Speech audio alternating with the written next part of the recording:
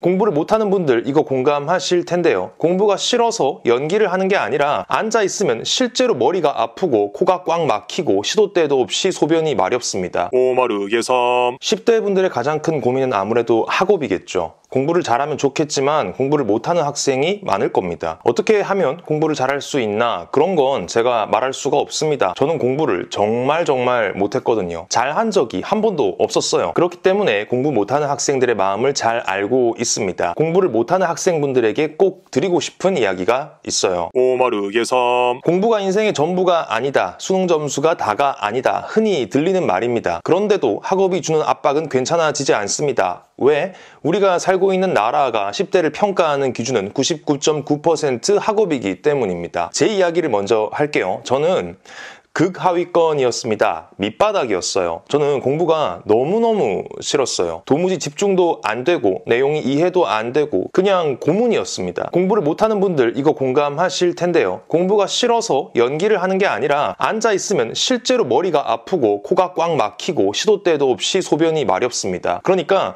공부가 싫으니까 공부를 못하니까 계속 싫은 거죠. 공부 머리도 없고 인내심도 없고 그냥 공부할 제목이 아니었던 겁니다. 그 와중에 저는 누나가 둘 있는데 둘은 공부를 굉장히 잘했어요. 반에서 탑은 당연하고 전교에서 순위를 다투는 학생들이었습니다. 이때 제가 느끼는 감정이 어떤 것이었을까요? 아, 나는 불량품이구나 라고 생각했습니다. 비관적인 게 아니라 자연스러운 판단이죠. 주변의 모든 사실이 그렇게 말하고 있었습니다. 너는 모자란 인간이다 라고. 어떻게 자신을 쉽게 긍정할 수 있겠어요? 세상이 나를 공부 한 가지 항목으로밖에 안 보는데 이걸 뭐 담임쌤을 탓하겠습니까? 부모님이나 누나들을 원망하겠습니까? 그냥 세상이 이런 겁니다. 이게 너무나 치명적인 이유가 뭐냐면 인생의 시작점에서 이미 자신을 패배자로 인식하게 된다는 겁니다. 공부가 아닌 다른 자질이 있고 그게 나중에 발휘될 수 있다는 가능성과는 별개의 문제로 지금 당장 자신감이 바닥을 치죠. 어떤 의욕이나 열정이 생기지 못하게 만듭니다. 자신을 믿기가 힘들어요. 공부로만 보면 십몇 년 살면서 인정받거나 이겨본 적이 한 번도 없거든요. 늘 밀리고 밟히기만 했습니다. 공부 못해도 잘 살 수 있냐고요? 그건 이제 모두가 알 거라고 생각합니다. 시대가 바뀌어 많은 정보들이 공유되고 있으니까요. 세상의 거짓말이 조금은 벗겨졌다고 볼 수 있겠네요. 하지만 그걸 알아도 학교에 가면 또 나의 낮은 위치를 확인하게 됩니다. 지금 여러분들에게 중요한 건 머리로는 알고 있어도 진짜 마음으로 받아들이기 힘든 사실. 나는 공부를 못하지만 충분히 다른 걸 잘할 수 있는 사람이다 라는 사실을 잊지 않는 겁니다. 이걸 놓치게 되면 아마 방황이 길어질 거예요. 저는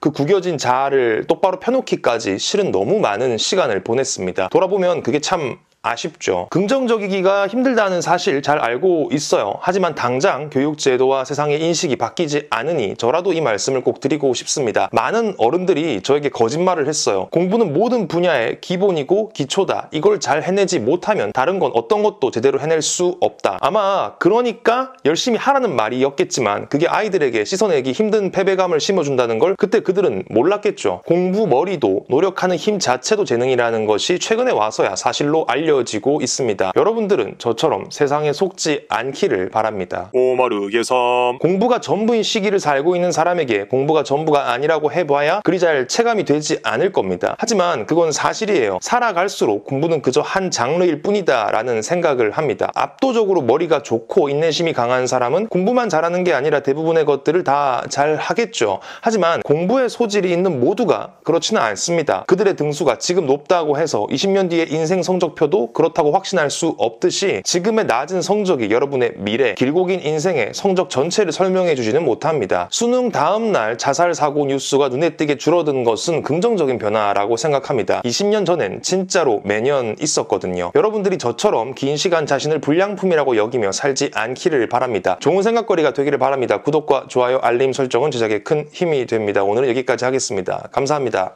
안녕!